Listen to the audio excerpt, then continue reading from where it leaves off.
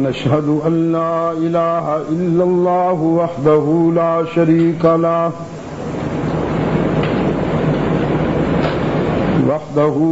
شريك له في الخلق والأمر إرغاما لمن جحد به وكفر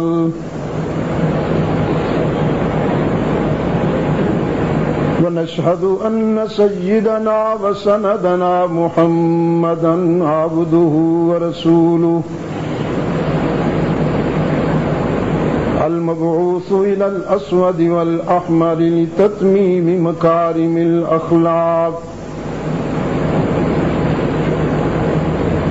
لا يخلق نبي ولا رسول بعده ولا أمة بعد أمتي ولا شريعة بعد شريعته ولا كتاب بعد كتابي صلى الله تعالى عليه وعلى آله وأصحابه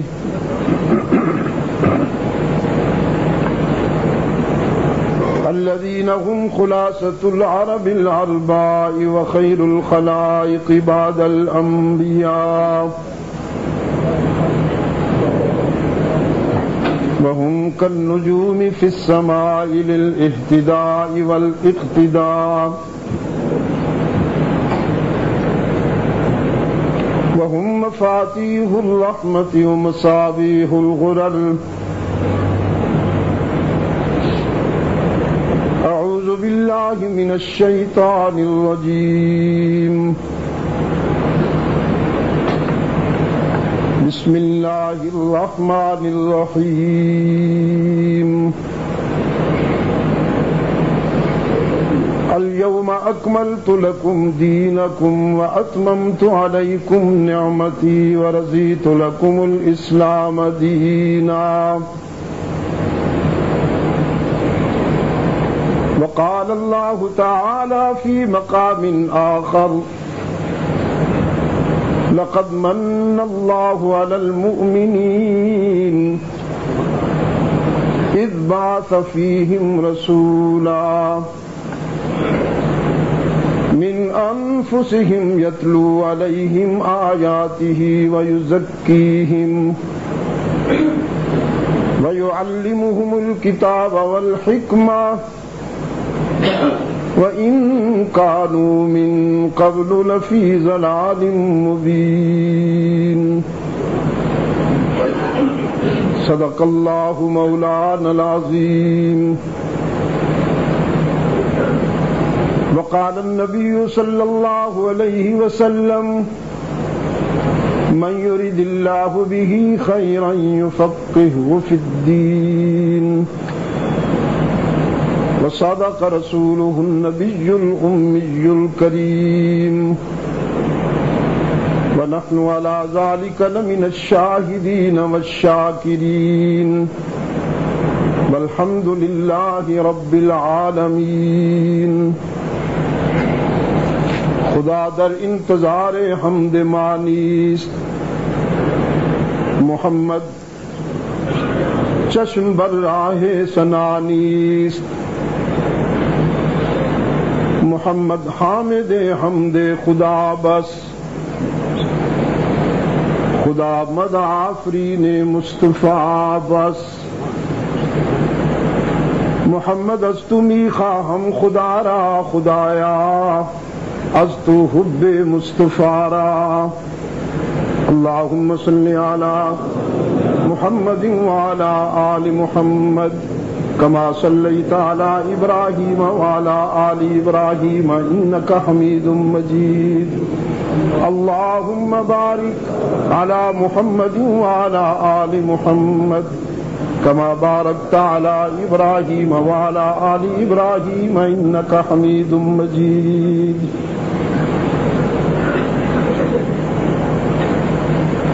صدر محترم، ارباب علم و دانش، گرامی قدر بزرگوں، عزیز دوستو،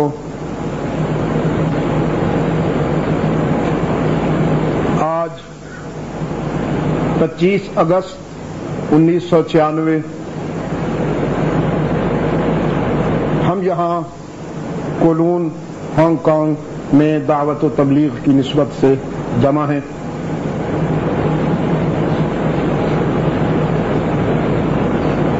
عزیز مکرم قاری محمد طیب صاحب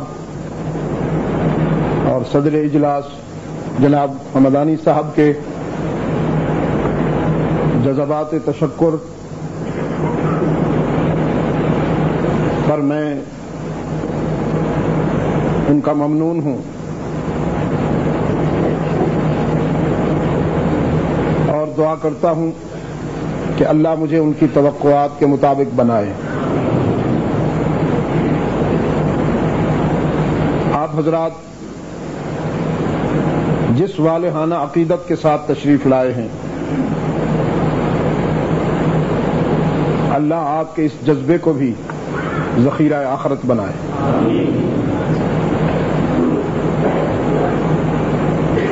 سیرت اور وہ بھی سرور کائنات کی۔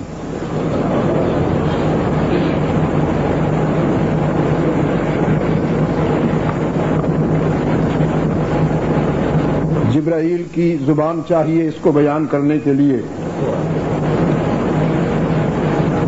اور ابو بکر عمر عثمان و علی کا دل چاہیے اس موضوع کو سننے کے لیے۔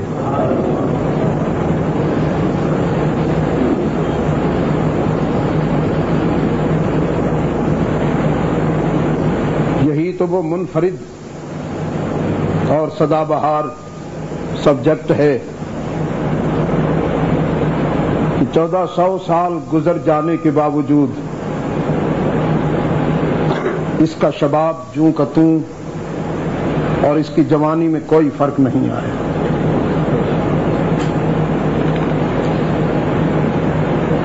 ہر بات پرانی ہو جاتی ہے۔ جب کسی بات کو دہرایا جائے، بار بار بیان کیا جائے، تو سننے والے بھی اکتاہٹ محسوس کرتے ہیں اور کہنے والے کی طبیعت پہ بھی گرانی ہوتی ہے کہ میں ایک ہی بات کو ریپیٹ کر رہا ہوں۔ لیکن اللہ نے ورفعنا لک ذکرک کے تقاضوں کو یوں پورا کیا کہ اپنے محبوب کے ارد گرد گھومنے والی کہانی کو سدا بہار بنا دیا۔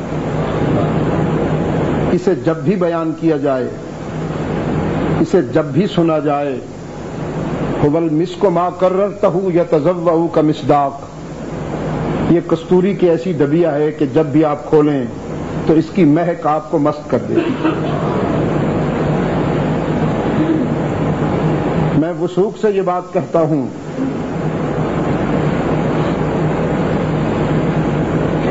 کہ دنیا کی کسی شخصیت پر، کسی کردار پر انسان کے زبان اور قلم نے اتنا کام نہیں کیا، اتنی گفتگو نہیں ہوئی، اتنا لٹریچر نہیں لکھا گیا جتنا امام کائنات محسن انسانیت صلی اللہ علیہ وسلم کی شخصیت پر لکھا گیا۔ ٹیکساس کی ہیوسٹن میں بہت بڑی لائبریری ہے امریکہ میں،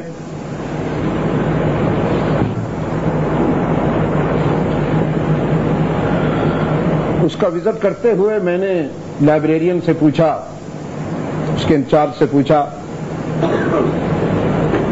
بڑے سلیقے سے کتابیں رکھی تھیں، کئی منزلہ عمارت تھی،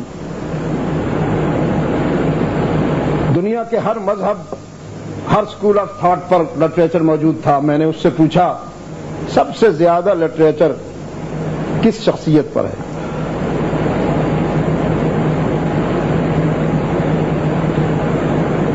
مجھے شبہ تھا کہ شاید یہ حضرت عیسیٰ علیہ السلام کے بارے میں جواب دے، لیکن اس نے عیسائی ہونے کے باوجود بڑے کھلے دل کے ساتھ جواب دیا کہ سب سے زیادہ لٹریچر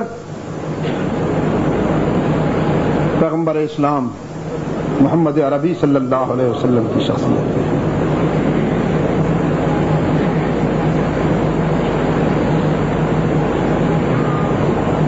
فرزندان اسلام نے اپنی روحانی ماں سے پوچھا تھا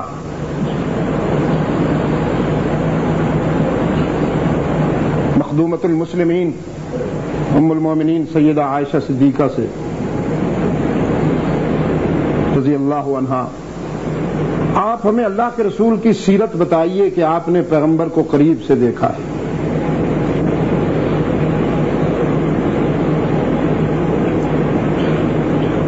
ارباب علم و دانش، اس امت میں دو خوش نصیب انسان ایسے ہیں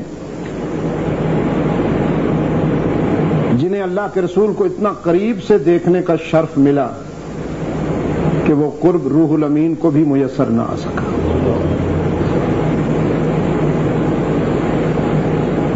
ان دو انسانوں میں ایک مرد ہے، ایک عورت ہے، اور حد ہو گئی حسن اتفاق کی، ایک باپ ہے ایک بیٹی ہے۔ باپ ابو بکر صدیق ہے اور بیٹی انہی کی لخت جگر صدیقہ کائنات سیدہ عائشہ ہے۔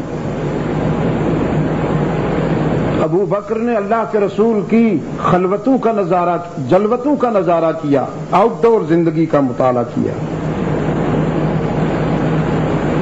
اور سیدہ عائشہ نے اللہ کے رسول کی خلوتوں کا نظارہ کیا، انڈور زندگی کا مطالعہ کیا۔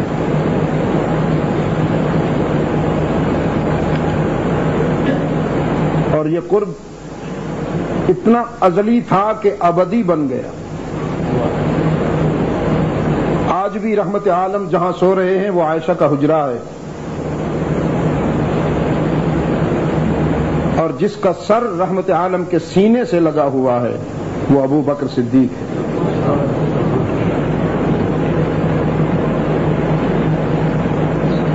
سیدہ عائشہ صدیقہ رضی اللہ عنہا نے جواب میں فرمایا،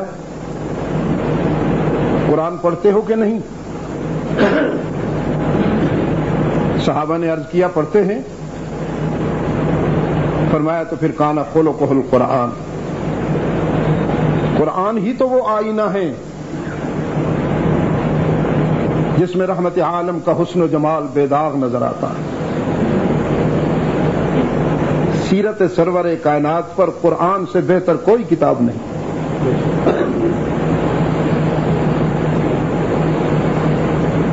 میں صدر اجلاس کی اس بات سے اتفاق کرتے ہوئے کہ قرآن پڑھنا چاہیے، ہمیں اپنے بچوں کو پڑھانا چاہیے، تھوڑا سا اس میں ترمیم کرتا ہوں کہ سمجھنے کی بھی کوشش کیجیے۔ ہماری زندگی میں تبدیلی اس وقت تک نہیں آئے گی جب تک ہم قرآن کو سمجھیں گے نہیں۔ یہ بہت بڑا ویک پوائنٹ ہے ہمارا۔ ہم نے تو ابھی تک نماز کا بھی ترجمہ نہیں سیکھا۔ یہی وجہ کہ نماز میں وہ حضور قلب ہمیں میسر نہیں آ رہا، وہ خشوع، وہ انہماک نہیں میسر آ رہا جو آنا چاہیے۔ ہم خود مسجد میں ہوتے ہیں، جسم تو ہمارا مسجد میں ہوتا ہے لیکن دل کہیں اور ہوتا ہے۔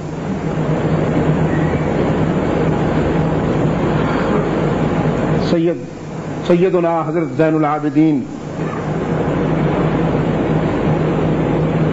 رسول اللہ صلی اللہ علیہ وسلم کے نور نظر ہیں۔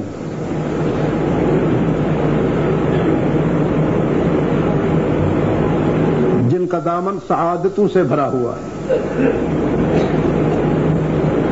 جن کا فکر صداقتوں کا امین ہے،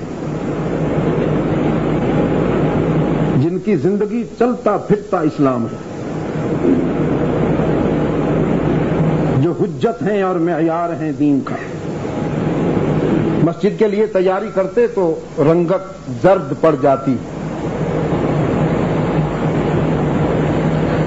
سردیوں میں بھی پسینے میں شرابور ہو جاتے۔ پوچھا گیا امام آپ بہت زیادہ متاثر ہوتے ہیں جب نماز کے لیے مسجد جانے کی تیاری کرتے ہیں، آپ کا چہرہ زرد ہو جاتا ہے، خوف زدہ لگتے ہیں آپ. فرمایا جب نماز کا ارادہ کرتا ہوں تو سوچتا ہوں کس کی عدالت میں جا رہا ہوں.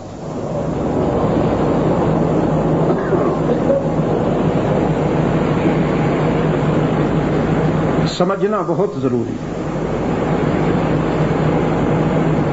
قرآن کو پڑھنا تو نیکی ہے، ثواب ہے. ہم نے اپنے اندر تبدیلی بھی لانی ہے کہ نہیں؟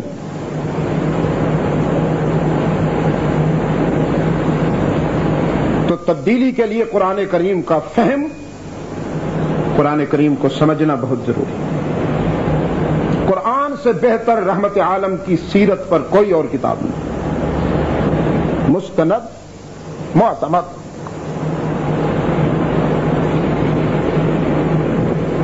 تو آج ہم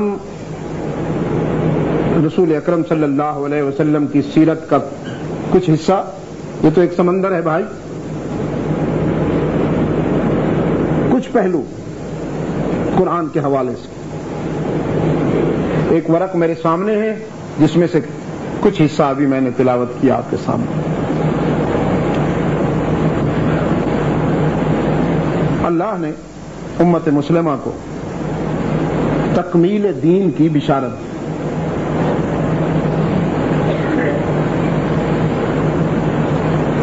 عرفات کے میدان میں 1,00,000 سے زیادہ فرزندان اسلام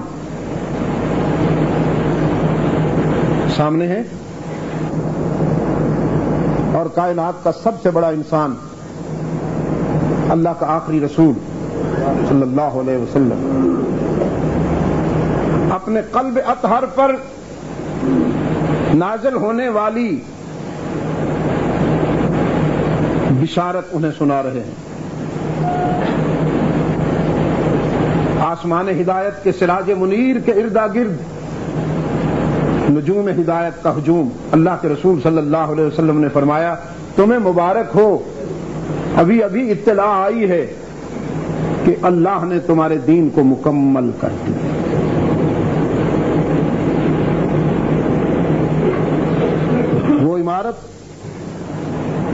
وہ عمارت جو سیدنا آدم سے تعمیر ہونا شروع ہوئی تھی، وہ آج کے دن مکمل ہو گئی. اب قیامت تک نہ اس میں کمی کی جا سکے گی نہ اس میں اضافہ ہوگا. تمہیں مبارک ہو، دین مکمل ہو گیا. وَأَتْمَمْتُ عَلَيْكُمْ نِعْمَتِي، اور حق تعالی نے فرمایا میں نے نعمت تمام کر دی. اس پر میں پھر گفتگو کروں گا کہ واحد کا صیغہ آیا ہے، نعمت ہے، نعمتیں مکمل کر دیں یہ نہیں ہے. وَرَضِيتُ لَكُمُ الْإِسْلَامَ دِينًا، اور میں نے تمہارے لیے منصفانہ زندگی گزارنے کے لیے اسلام کو ضابطۂ حیات چن لیا. بہت بڑی خوشخبری تھی. اسلام کے بیٹے فرط مسرت میں جھوم اٹھے، آنکھیں چمک اٹھیں.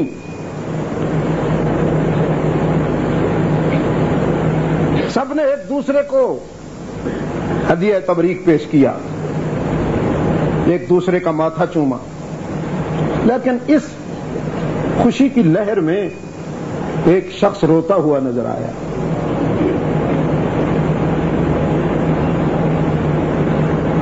اس مسرت انگیز فضا میں ایک دیدہ ور کی آنکھوں میں آنسو نظر آئے. وہ آنسو کسی کی سمجھ میں نہیں آئے. کر دیے جاتے وہ آنسو اگر کوئی معمولی آدمی ہوتا، لیکن وہ رونے والا وہ شخص تھا کہ اسلام میں جس کی مسکراہٹیں بھی حجت ہیں اور جس کے آنسو بھی معیار ہیں۔ وہ مکتب مصطفی کے تصور صدق کا امین بادشاہ صداقت صدیق اکبر تھا رضی اللہ عنہ۔ صحابہ جمع ہو گئے، کہنے لگے ابو بکر آپ روتے ہیں؟ آج ہمیں آپ کا رونا سمجھ میں نہیں آ رہا، آج تو خوشی کا دن ہے، اللہ نے تکمیل دین، اتمام نعمت اور انتخاب اسلام کی بشارت دی ہے، ہم سب خوش ہیں، کیا آپ کو خوشی نہیں ہوئی؟ فرمایا اس پر تو مجھے بھی خوشی ہے، میں بھی اللہ کا شکر گزار ہوں، لیکن جس رخ پہ میرا دل چلا گیا شاید تم میں سے کسی کا احساس نہیں گیا اس طرف۔ یہ آیت بہت بڑی خوشخبری بھی لائی ہے، تو یہ آیت بہت بڑے دکھ اور غم کی خبر بھی لائی ہے۔ یہی تو وہ اہداف تھے، یہی تو وہ ٹارگٹس تھے جنہیں کمپلیٹ کرنے کے لیے میرا محبوب آیا تھا۔ جب وہ مشن مکمل ہو گیا، جب وہ ٹارگٹس مکمل ہو گئے ہیں، تو اب ڈر رہا ہوں کہیں میرا محبوب مجھ سے جدا نہ ہو جائے۔ تب حلقہ رسالت کے تمام روشن ضمیروں کو اندازہ ہوا کہ ابو بکر کے بلاغت فکر کا عالم کیا ہے۔ یہ شخص اس دن بھی رویا جس دن حلالت اور تکلیف کے زمانہ میں رحمت عالم صلی اللہ علیہ وسلم نے وفات سے کچھ دیر پہلے مسجد نبوی میں فرزندان اسلام سے فرمایا، اللہ نے اپنے ایک بندے کو یہ چوائس دی کہ اگر تجھے دنیا کی زندگی پسند ہو تو ہم تیری خواہش کے مطابق تیری دنیا کی زندگی بڑھاتے جائیں، اور اگر ہمارے جوار رحمت میں آنا پسند ہو تو پھر تیاری کیجیے، ہم آغوش کھولے ہوئے ہیں۔ صحابہ نے پوچھا اللہ کے اس بندے نے کیا پسند کیا؟ رسول اکرم صلی اللہ علیہ وسلم نے فرمایا اللہ کے اس بندے نے دنیا پر آخرت کو ترجیح دیتے ہوئے اللہ کے جوار رحمت میں جانا پسند فرمایا۔ جیسے آپ نے سبحان اللہ کہا ہے، صحابہ نے بھی سبحان اللہ کہہ دیا، لیکن وہ روشن ضمیر پھر رو دیا۔ تو صحابہ نے عرض کیا ابو بکر آپ پھر روتے ہیں، یہ تو اللہ کے کسی بندے کی بات ہو رہی ہے۔ فرمانے لگے کسی اور بندے کی بات نہیں ہو رہی، انہی کی بات ہو رہی۔ وہ کھل کر کہہ نہیں رہے کہ شاید تم برداشت نہیں کر سکو گے، تمہارا سینہ شک ہو جائے گا۔ ارباب علم و دانش محبوب کی جدائی کے کنائے پر اللہ کے آخری رسول رحمت عالم صلی اللہ علیہ وسلم کی جدائی کے اشارے پر جو شخص روتا ہے، جس دن رحمت عالم صلی اللہ علیہ وسلم نے انتقال فرمایا، وفات پائی، اس دن اسی ابو بکر سے زیادہ کوئی مضبوط اور مستحکم نظر نہیں آیا۔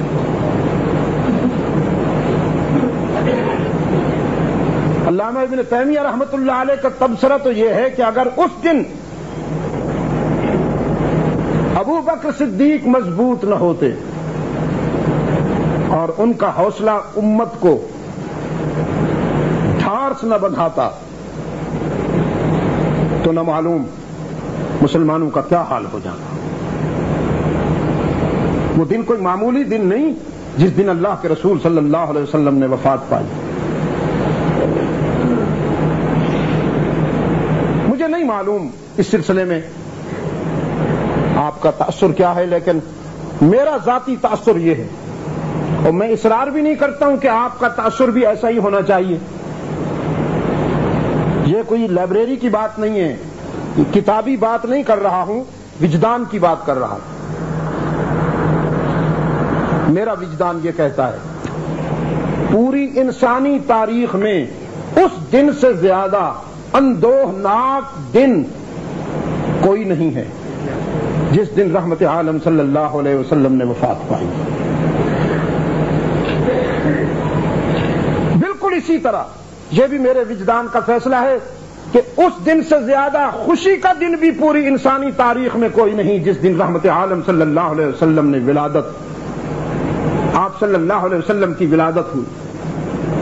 وہ انسانی تاریخ کا سب سے بڑا خوشی کا دن ہے جس دن رحمت عالم صلی اللہ علیہ وسلم پیدا ہوئے،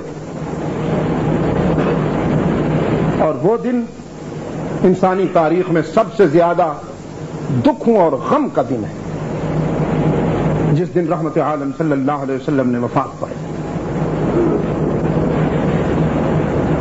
صرف مدینہ نہیں، روح کائنات سوگوار تھی۔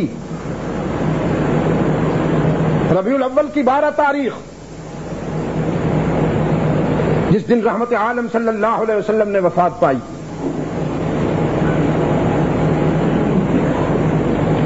روح کائنات اداس تھی، حسنین کریمین کی آنکھوں میں آنسو دیکھے نہیں جا سکتے تھے۔ اپنے نانا کے وفات کے غم میں حسنین کے آنسو دیکھے نہیں جا سکتے تھے۔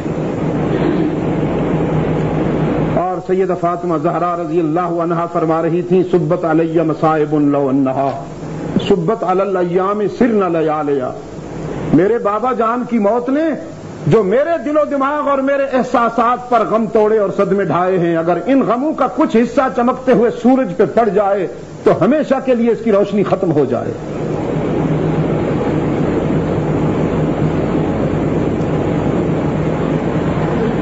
امام عدل و حریت سیدنا فاروق اعظم رضی اللہ تعالی عنہ جیسا مضبوط اور مستحکم انسان شدت احساس میں شمشیر بکف پھرتا ہے مدینہ کی گلیوں میں اور کہتے ہیں اگر کسی کی زبان پر یہ جملہ آیا کہ رحمت عالم فوت ہو گئے ہیں لأضرب عنقہ، میں اس کا سر اڑا دوں گا۔ سیدنا علی المرتضی رضی اللہ تعالی عنہ شدت غم میں گھائل ہیں۔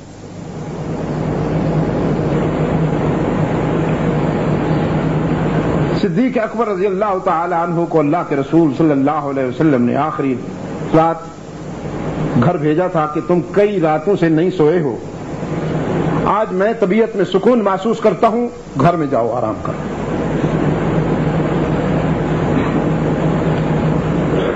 میرے پاس عباس بھی ہیں، میرے پاس علی بھی ہیں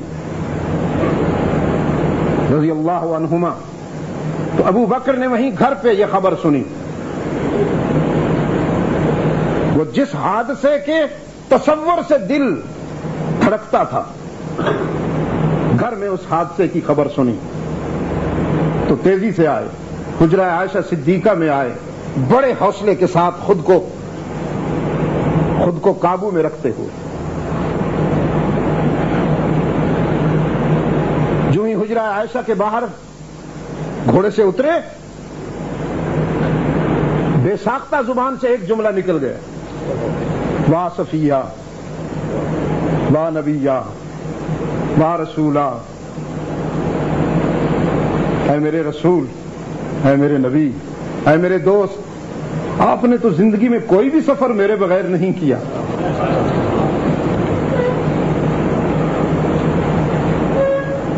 آج مجھے بھی تنہا چھوڑ کر چلے۔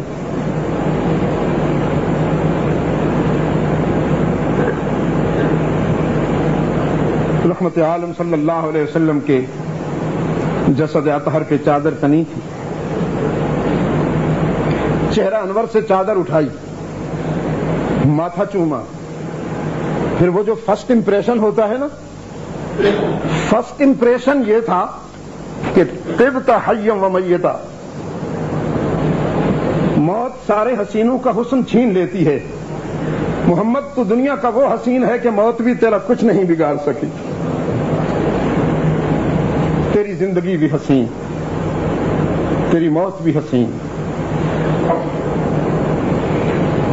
اللہ آپ پر دو موتیں جمع نہیں کرے گا، یہ ضابطہ تھا، یہ قانون تھا فطرت کا جو لاگو ہو گیا۔ پھر باہر آئے، پورا مدینہ جمع ہو گیا تھا ٹوٹے ہوئے احساس کے ساتھ، زخمی جذبات کے ساتھ۔ ابن خطاب بھی آئے، صدیق اکبر رضی اللہ تعالی عنہ نے اشارہ کیا ذرا قریب آ جاؤ۔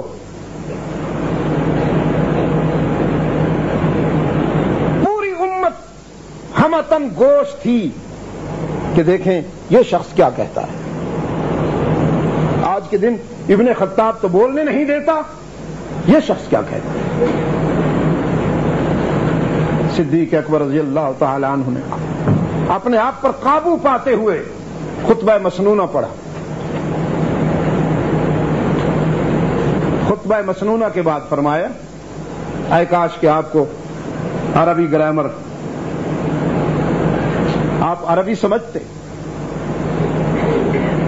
تو آپ کو اندازہ ہوتا کہ یار غار رسول جمال رسالت کا عکس کامل، رازدار نبوت کتنے دو ٹوک انداز میں حقائق کو سامنے رکھتا ہے۔ فرمایا ان اللہ عمر محمدا صلی اللہ علیہ وسلم، ان اللہ عمر محمدا صلی اللہ علیہ وسلم وابقاه حتى اقام دین اللہ واظہر امر اللہ وبلغ رسالۃ اللہ وجاہد فی سبیل اللہ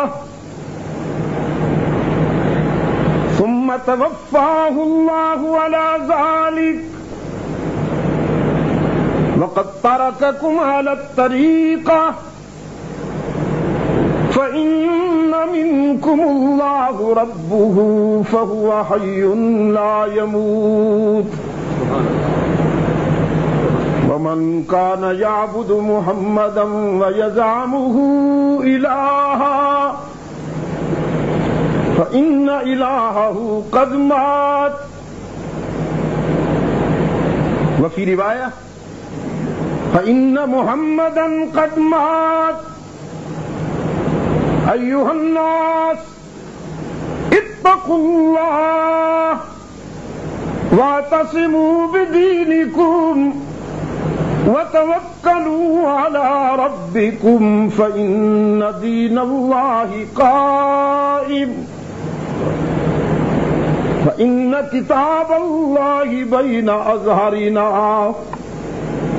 هو نور وشفاء وقال تعالى كل نفس ذائقة الموت وقال تعالى كل من عليها فان وقال تعالى وما جعلنا لبشر من قبلك الخلد وقال تعالى إنك ميت وإنهم ميتون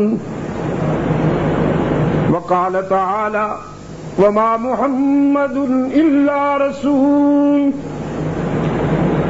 قد خلت من قبله الرسل أفإن مات أو قتل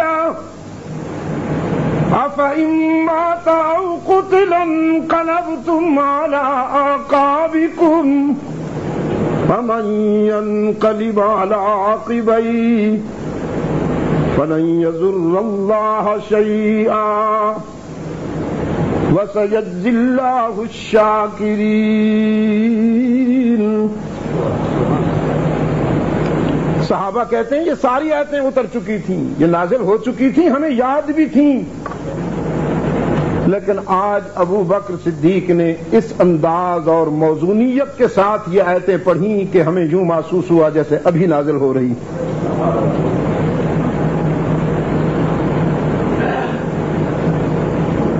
فاروق اعظم کو قریب کیا، پھر سینے سے لگا لیا،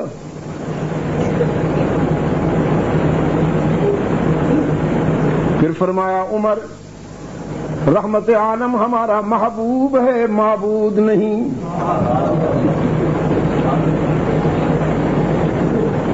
جس پہ موت نہیں آئے گی وہ معبود ہے، اس پہ کبھی موت نہیں آئے گی جو پیدا ہی نہیں ہوا، اور جو پیدا ہوتا ہے اس نے ایک دن دنیا چھوڑنی ہوتی. اللہ کے سوا کوئی ذات نہیں ہے جس پہ موت نہ آئے. ارباب علم و دانش، حکیم مطلق ہے رب العالمین نا. آپ نے غور فرمایا یہ دونوں دن ایک ہی جگہ جمع کر دیے، یہ دونوں مثالی کیفیتیں ایک ہی دن جمع کر دیں، ولادت بھی وفات بھی. ربیع الاول آپ نے غور فرمایا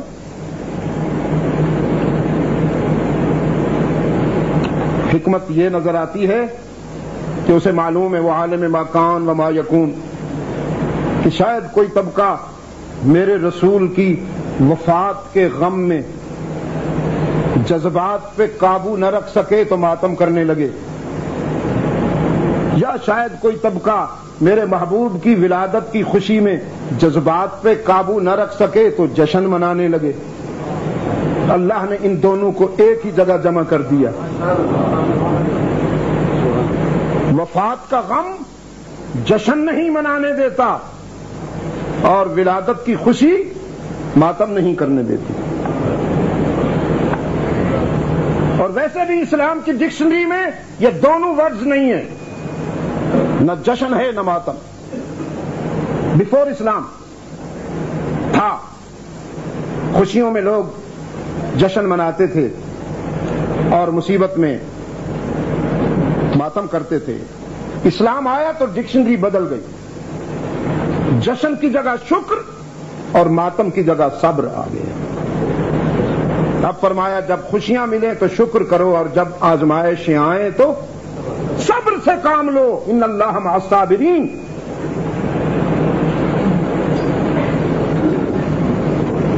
ارباب علم و دانش سے ایک بات کبھی نہ بھولیے گا کہ اسلام میں کوئی برتھ ڈے نہیں ہے.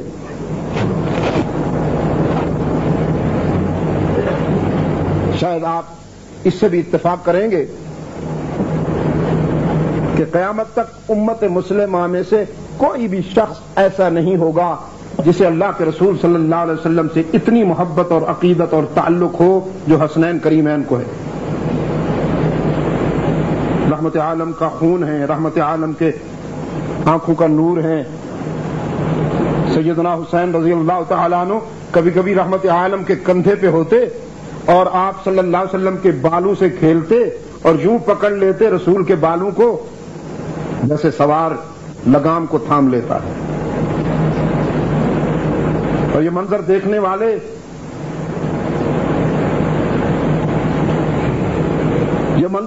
والے کبھی کبھی کہتے کتنی اچھی سواری ہے. حسین تجھے کتنی اچھی سواری ملی؟ تو نانا فرت مسرت میں وہیں کہتے سواری بھی اچھی ہے، سوار بھی بہت خوبصورت.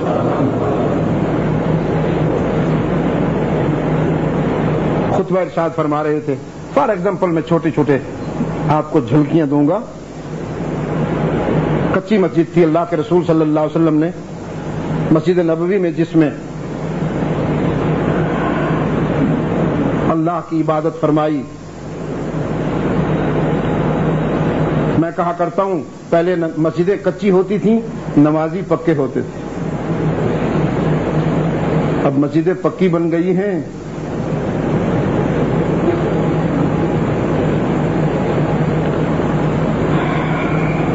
مسجدیں مرثیہ خواہ ہیں کہ نمازی نہ رہے. وہ سجدہ روح زمین جس سے کانپ جاتی تھی اسی کو آج ترستے ہیں منبر و محراب. تو سامنے سے سیدنا حسن مجتبی بچے تھے 6-7 سال کے, آتے ہوئے نظر آئے. رحمت عالم صلی اللہ علیہ وسلم کی نظر پڑی کہ چوکھٹ کی ٹھوکر لگی تو حسن زمیں بوس ہو گئے, گر پڑے. منبر سے اٹھ کے رحمت عالم صلی اللہ علیہ وسلم اپنے نواسے کے قریب گئے, اسے اٹھا کر سینے سے لگایا اور اسی حال میں منبر پہ بیٹھ کے خطبہ ارشاد فرمایا. یہ منظر پہلی مرتبہ دیکھا مسلمانوں نے, اس سے پہلے کبھی نہیں. تو رسول نے مسلمانوں کی نگاہوں سے سسپنس محسوس کر لیا, تجسس محسوس کر لیا کہ یہ حیران ہے کہ میں نے اتنا پیار کیوں کیا ہے حسن کو. فرمانے لگے ان ابنی ھذا سید, میرا بیٹا یہ سیادت کا معیار ہے. تمہیں کیا پتا حسن کون ہے؟ یہ میرا بیٹا وہ ہے کہ جس کی فطرت میں سیادت ہے. لعل اللہ ان یصلح بہ بین فئتین عظیمتین من المسلمین, مجھے بذریعہ وحی اطلاع ملی ہے کہ امت کے 2 متصادم طبقوں میں میرا یہ بیٹا صلح و آشتی اور اتحاد و اتفاق کی فضا پیدا کرے گا.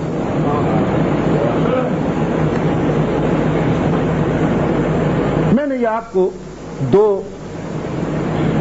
اسوہ سرور کائنات سے 2 جھلکیاں اس لیے دی ہیں کہ نہ تو اس امت میں کوئی ان سے زیادہ رسول کو عزیز ہے اور نہ اس امت میں کسی کو ان سے زیادہ رسول عزیز ہے.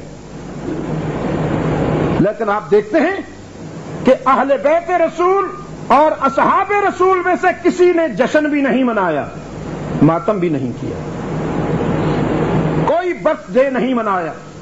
عیسائیوں کے ہاں برتھ ڈے ہوتا ہے, وہ کرسمس کے ٹائٹل سے برتھ ڈے مناتے ہیں, سب کچھ کرتے ہیں.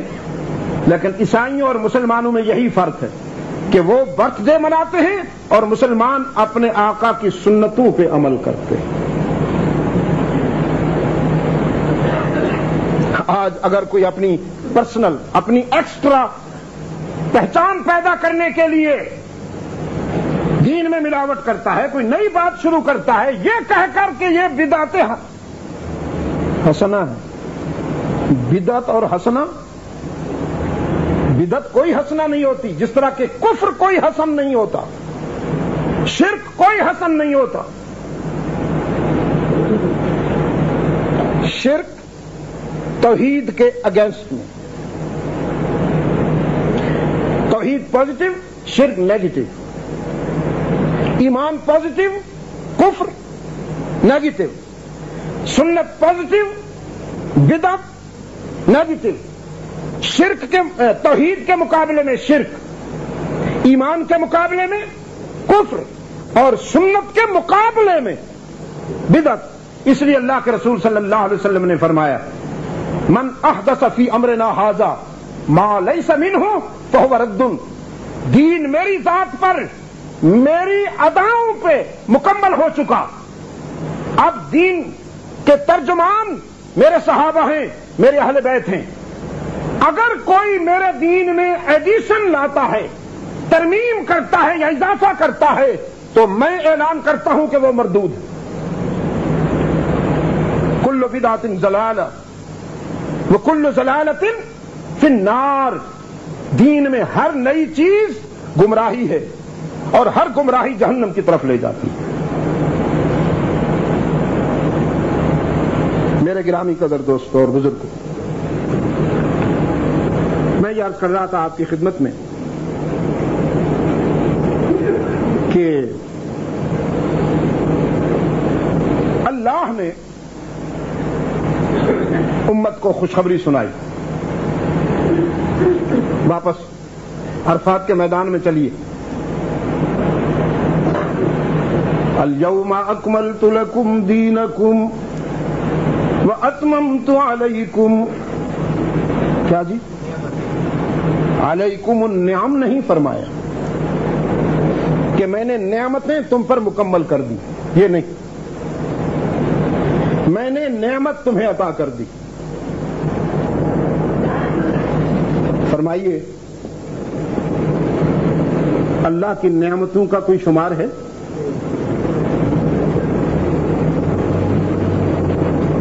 اس کی نعمتیں تو یہ کائنات ساری اس کی نعمتوں کا مظہر ہے،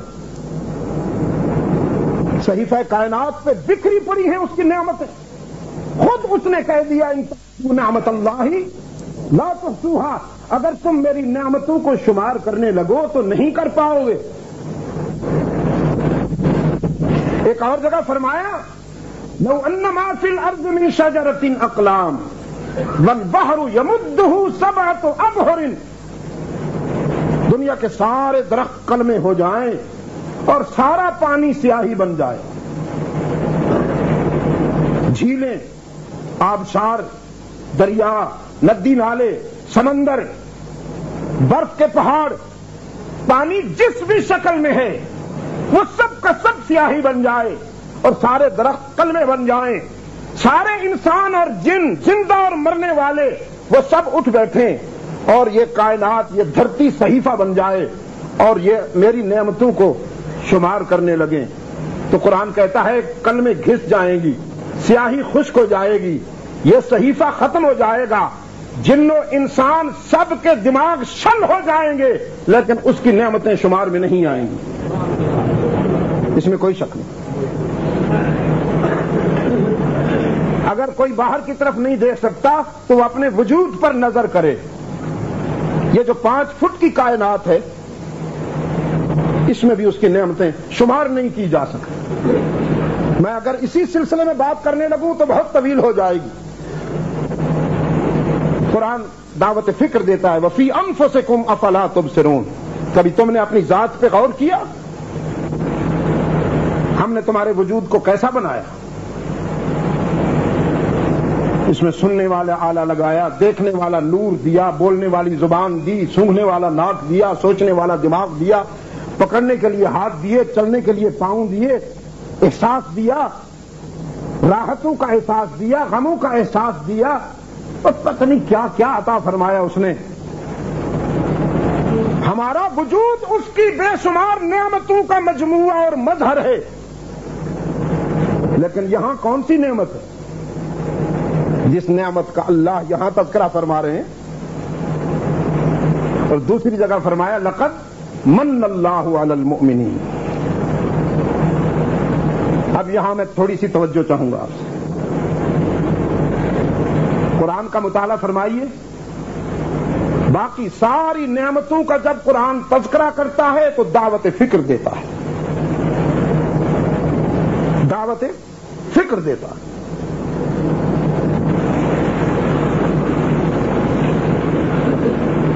فرمایا لم نجعل الارض مہادا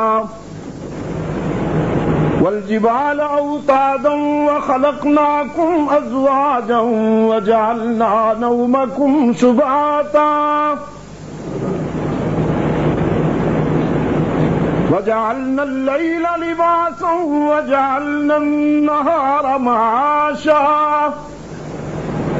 وبنينا فوقكم سبعا شدادا وجعلنا سراجا وهاجا وأنزلنا من المعصرات ماء ثجاجا لنخرج به حبا ونباتا وجنات الفافا۔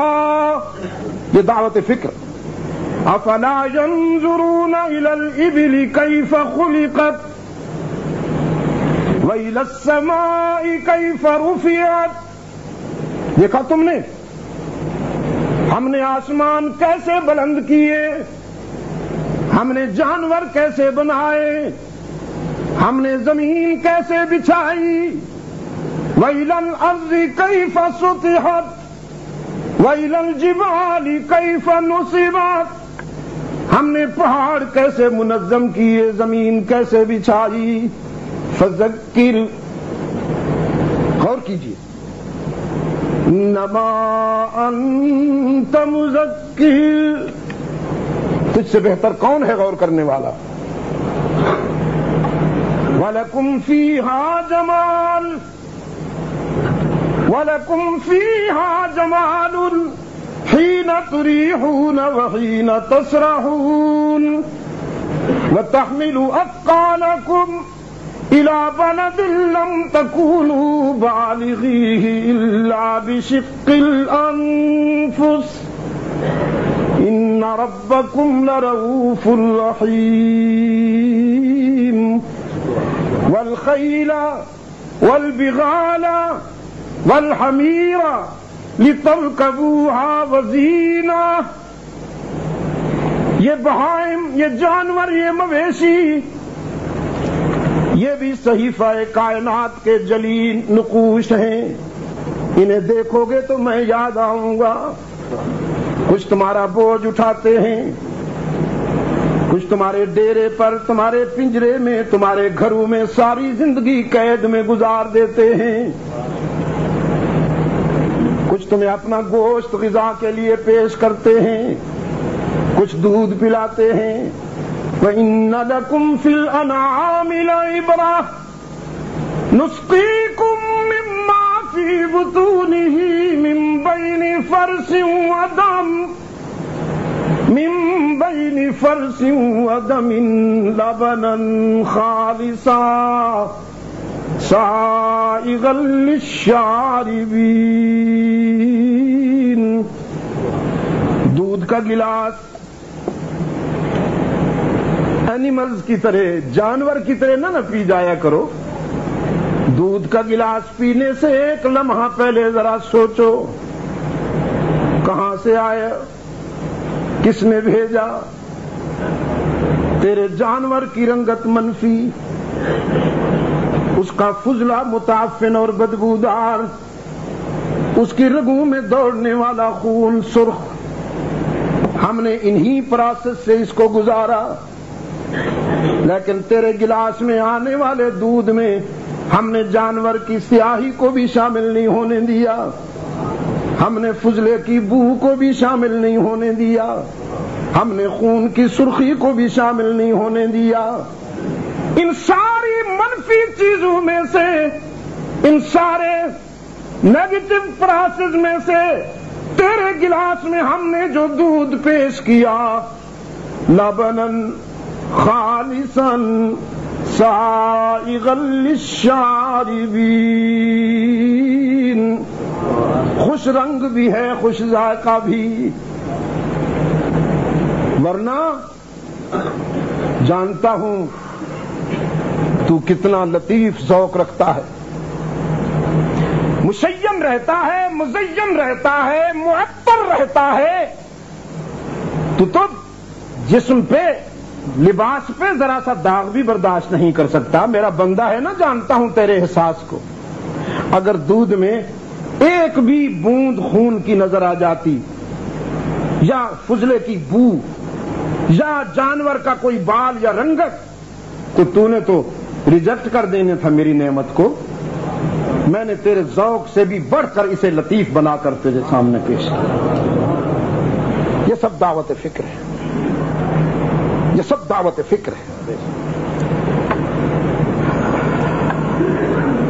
فرمایا ان فی خلق السماوات والارض، سورہ بقرہ، ان فی خلق السماوات والارض، زمین و آسمان کی تخلیق، واختلاف اللیل والنہار، لیل و نہار کی گردش، والفلک التی تجری فی البحر، پانی جیسی لطیف چیز پر جہازوں جیسی ثقیل اور وزنی چیزیں تیرتی ہیں، جو تیرا وزن اٹھاتی ہیں، سامان حمل و نقل کا کام کرتی ہیں۔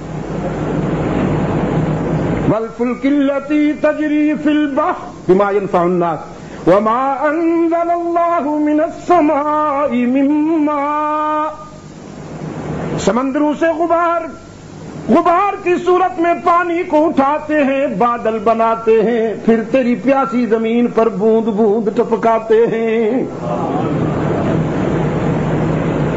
ایک پانی برستا ہے، اس کی کوالٹی میں کوئی فرق نہیں۔ متفق ہے سائنسدان آج بھی کہ پانی کی کوالٹی ایک ہوتی ہے، لیکن وہ جس زمین کو سیراب کرتا ہے اس کے نتیجے میں اگنے والے درختوں کی رنگتیں مختلف، ان کی جسامت اور قامت مختلف، پتے مختلف، پھل مختلف، پھلوں کے ذائقے مختلف۔ واختلاف اللیل والنہار والفلک التی تجری فی البحر بما ينفع الناس وما انزل الله من السماء من ماء فاحيا به الارض بعد موتها وبث فيها من كل دابة۔ دیکھتے ہو کتنے ذی روح ہیں، کتنے جانور ہیں، کچھ تیرنے والے، کچھ اڑنے والے، کچھ دوڑنے والے، کچھ رینگنے والے۔ تمہاری ساری کاوشیں، ہزار سال پہ پھیلی ہوئی کاوشیں، ابھی تک تم اس کا احاطہ نہیں کر سکے ہو کہ کائنات میں جانور کتنے، ان کی قسمیں کتنی ہیں۔ وَبَثَّ فِيهَا مِن كُلِّ دَابَّةٍ وَتَصْرِيفِ الرِّيَاحِ، ہوائیں چلا دیں، کسی کو سرسر بنایا، کبھی سبا بنایا۔ والسحاب المسخر بین السماء والارض، اور آسمان کے دامن میں بادلوں کے قافلے رواں دواں رہتے ہیں، گردش میں رہتے ہیں کہ وہ بندے جو مجھے نہیں مانتے، وہ بندے جو مجھے نہیں مانتے، کچھ مانتے ہیں لیکن میری بات پر عمل نہیں کرتے، جب وہ چاہیں، جب انہیں ضرورت محسوس ہو تو میرا ابر کرم ان کی زمینوں کو بھی سیراب کر دے، ٹھیک وقت پہ پانی پہنچاتا ہوں۔ آگے کیا فرمایا؟ لآیات لقوم یعقلون، یہ سب دانشوروں کے لیے، اہل بصیرت کے لیے، عقل والوں کے لیے نشانیاں ہیں۔ دعوت فکر دیتا چلا جا رہا ہے قرآن کریم، دعوت فکر۔ ہم نے یہ نعمت عطا فرمائی، ہم نے یہ نعمت عطا فرمائی، ہم نے یہ نعمت عطا فرمائی، سب دعوت فکر۔ وفی الارض قطع متجاورات وجنات من اعناب وزرع ونخیل صنوان وغیر صنوان یسقى بماء واحد وَنُفَضِّلُ بَعْضَهَا عَلَى بَعْضٍ فِي الْأُكُلِ۔ آگے پھر وہی بات نا، إِنَّ فِي ذَلِكَ لَآيَاتٍ لِقَوْمٍ يَعْقِلُونَ، سب دعوت فکر۔ خیر یہ تو میں نے مادے کی بات کی، اب روحانیت کی طرف چلوں۔ آدم بھیجا، نوح آئے، یونس کو بھیجا، یہ سب نعمتیں ہیں نا۔ شیس آئے، داؤد کو بھیجا، لوط آئے، نوح آئے، ابراہیم کو بھیجا، اسماعیل آئے، سلیمان آئے، یعقوب آئے، یوسف آئے، موسیٰ آئے، عیسیٰ آئے، یہ سب میری نعمتیں ہیں، یاد کرو۔ یہ ساری نعمتیں اللہ نے یاد دلائی ہیں دعوت فکر دے کر، لیکن ایک نعمت ایسی ہے جس پہ دعوت فکر نہیں دی، دعوت شکر دیتے ہوئے خود بھی ناز کیا کہ اس نعمت پر مجھے بھی ناز ہے۔ نعرہ تکبیر، سبحان اللہ۔ پتہ ہے وہ نعمت؟ آ گیا جس کا نہیں ہے کوئی ثانی وہ رسول،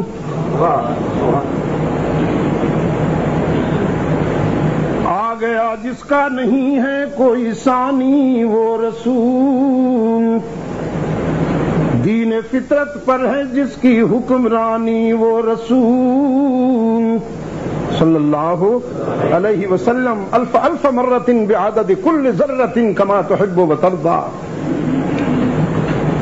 جس کا ہر تیور ہے حکم آسمانی وہ رسول، موت کو جس نے بنایا زندگانی وہ رسول. محفل صفا کیو، محفل صفا کیو، وحشت کو برہم کر دیا، جس نے خون آشام تلواروں کو مرہم کر دیا. یہ اللہ کی نعمت جس پر اسے بھی ناز ہے. فقر کو جس کے ہے حاصل کج کلاہی وہ رسول، گلہ بانوں کو عطا کی جس نے شاہی وہ رسول. زندگی بھر جو رہا بن کر سپاہی وہ رسول، جس کی ایک ایک سانس قانون الہی وہ رسول. جس نے قلب تیرگی سے نور پیدا کر دیا، جس کی جاں بخشی نے مردوں کو مسیحا کر دیا. رب کعبہ کی قسم، جس نے بگڑے ہوئے جانوروں کو انسان کامل بنا ڈالا، بگڑے ہوئے جانوروں کو انسان کامل بنا ڈالا. محمد صلی اللہ علیہ وسلم الف الف مرۃ بعدد کل ذرۃ. محمد وہ گم گشتہ قوموں کا ہادی، جو عالم میں علم و عمل کا منادی، جو پیغمبر اعظم و خود اعتمادی. شریعت ہے جس کی بہت سیدھی سادی، ولی وہ کہ بے وارثوں کا ہے والی، وہ آلہ وہ مولا کے، وہ مولا سلاطین جس کے موالی، وہ آلہ کے طرح مساوات ڈالی، وہ طاہر کے دل بھی قدورت سے خالی.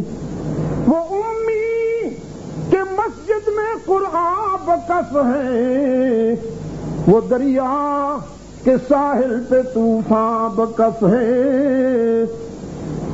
اللہ کا وہ انعام عظیم، محبت کے یوں جس نے دریا بہائے، دل ان کا بھی جیتا جو سر لینے آئے.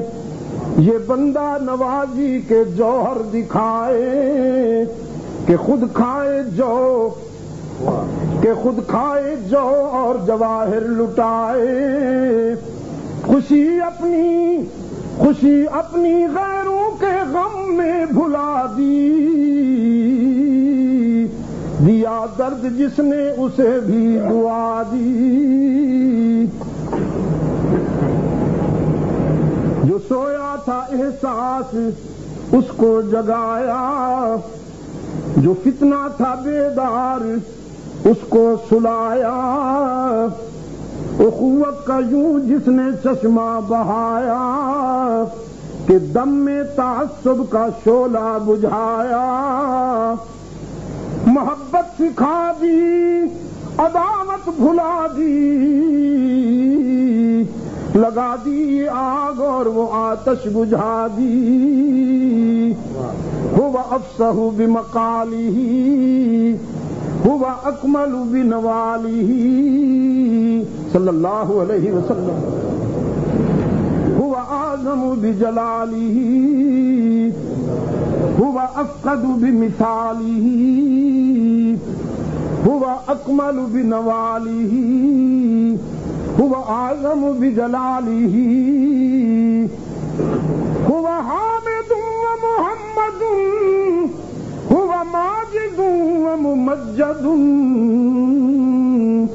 وہ بشیر بھی وہ نذیر بھی صلی اللہ علیہ وسلم. وہی آپ اپنی نذیر بھی، وہ زمین پہ شاہ بھی فقیر بھی، اور فلک پہ عرش مسیر بھی، وہ وسیم بھی، وہ قسیم بھی، وہ رؤوف بھی، وہ رحیم بھی، وہ خلیل بھی، وہ کلیم بھی، وہی ارفع الدرجات بھی، وہی اکمل الحسنات بھی، ہے اسی کا فیض جہان میں صلی اللہ علیہ وسلم، ہے اسی کا فیض جہان میں، وہ نماز میں، وہ اذان میں۔ میں نے کل بھی کہا اللہ نے اپنی عبادت کو بھی اپنے محبوب کے تذکرے کے بغیر قبول نہیں کیا۔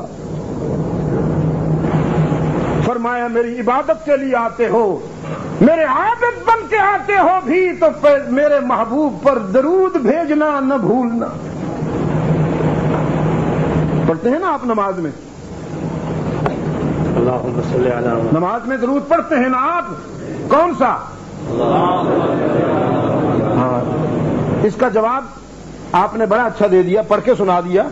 ایک جواب اور بھی ہے کہ اصلی درود، آرٹیفیشل نہیں، جو آج کل امت کو لڑانے کے لیے، امت میں تفریق پیدا کرنے کے لیے جو ایکسٹرا ٹریڈ مارک بنایا جا رہا ہے وہ نہیں، اصلی درود جو نماز میں اللہ نے پسند فرمایا۔ اور کس وقت پڑھتے ہیں آپ؟ جب آپ اتحیات کی حالت میں ہوتے ہیں۔ کبھی غور فرمایا؟ جب آپ قائم ہیں اگر درود پڑھیں گے تو سجدہ سہو ادا کرنا ہوگا، جب آپ رکوع میں ہیں اگر درود پڑھیں گے تو سجدہ سہو ادا کرنا پڑے گا، جب آپ سجدے میں ہیں اگر درود پڑھا تو سجدہ سہو۔ سجدہ سہو کے کیا معنی ہے؟ غلطی ہو گئی تھی، ازالہ کرنا ہے۔ اب درود پڑھنا غلطی ہے؟ درود پڑھے بغیر تو ایمان مکمل نہیں ہوتا۔ حق تعالی نے فرمایا صلو علیہ وسلموا تسلیما، یا ایھا الذین آمنوا۔ دیکھو ہم عبادت کرتے ہیں، ذکر کرتے ہیں، فکر کرتے ہیں، حج کرتے ہیں، عمرہ کرتے ہیں، زکوٰۃ دیتے ہیں، جہاد کرتے ہیں، اور جو اللہ توفیق دیتا ہے ہم نیکیاں کرتے ہیں، وہ ہمارا کرنے کا کام ہے۔ ان تمام کاموں میں اللہ ہمارے ساتھ شریک نہیں ہوتا۔ ہم اس کی نماز پڑھتے ہیں، ہم اس کے سجدے کرتے ہیں، ہم اس کا رکوع کرتے ہیں، ہم اس کا قیام کرتے ہیں، ہم اس کا ذکر کرتے ہیں، ہم اس کے دین کے لیے جہاد کرتے ہیں، ہم اس کے گھر کی زیارت کے لیے حج پہ جاتے ہیں۔ یہ سارے کام ہمارے کرنے کے ہیں۔ بس ایک کام ہے جس میں وہ بھی ہمارے ساتھ شامل ہو جاتا ہے، ایک کام ہے جس میں وہ بھی ہمارے ساتھ شامل ہو جاتا ہے، اور وہ یہ ہے کہ یا ایھا الذین آمنوا ان اللہ وملائکتہ یصلون علی النبی۔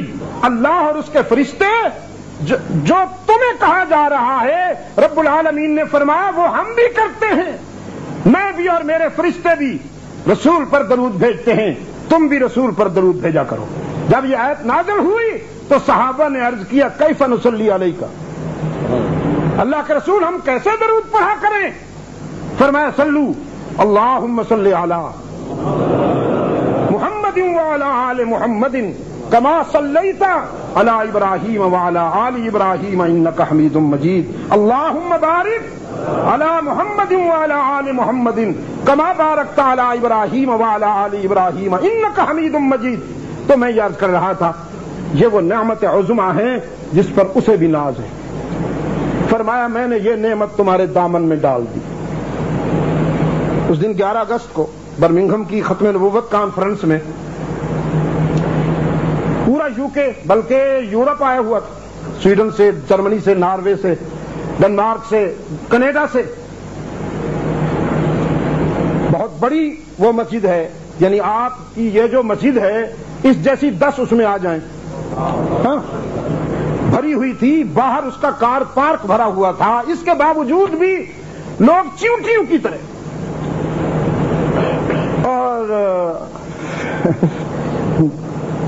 تن کے گورے من کے کالے حیران تھے، ان کو کس چیز نے جمع کر دیا ہے؟ پھر کوئی ڈسٹربنس نہیں، کوئی law and order situation disturb نہیں ہوتی، یہ کیا ہے، یہ سب کیا ہے؟ میں جب اس کانفرنس میں آنے لگا تو ایک گورے نے گاڑی کے آگے پوچھا واٹ از دس، یہ سب کیا ہو رہا ہے؟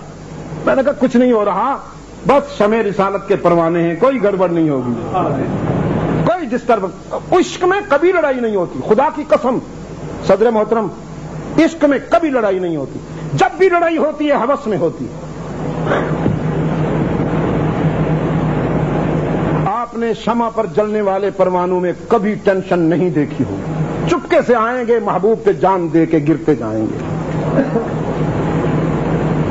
کبھی شمع پر پروانوں میں جنگ نہیں دیکھی انسان کی آنکھ نے، جب بھی لڑتے ہیں ڈیڈ باڈی پہ کتے ہی لڑتے ہیں۔ مسلمان بھی جب تک شمع رسالت کے پروانے تھے تو کوئی لڑائی نہ تھی، جب تک شمع رسالت کے پروانے تھے ان میں کوئی لڑائی نہیں تھی۔ جب ان میں ہوس آئی، جب ان میں سیاست آئی، پھر فرقہ بندی شروع ہوئی، پھر مفادات کی جنگ شروع ہوئی، پھر نظریات مغلوب، مفادات غالب، اب ہر ایک نے علیحدہ علیحدہ دکان لگا رکھی۔ وہ کہتا ہے میرے کسٹمر بڑھیں، وہ کہتا ہے میرے کسٹمر بڑھیں، اور کامن مین عذاب میں مبتلا ہے۔ ربا کدھر جاؤں؟ سٹائل تو سیم ہے ہر طرف، کامن مین کنفیوز ہو گیا۔ اور میں آج بھی کہتا ہوں عشق میں کوئی لڑائی نہیں۔ علامہ بھی بڑا عجیب آدمی، رات کو دیر تک لکھتے رہے ہوں گے، آخری رات سوئے تو مرغے نے اذان دینا شروع کر دی۔ یہ بڑا کمال قسم کا جانور ہے مرغا بھی۔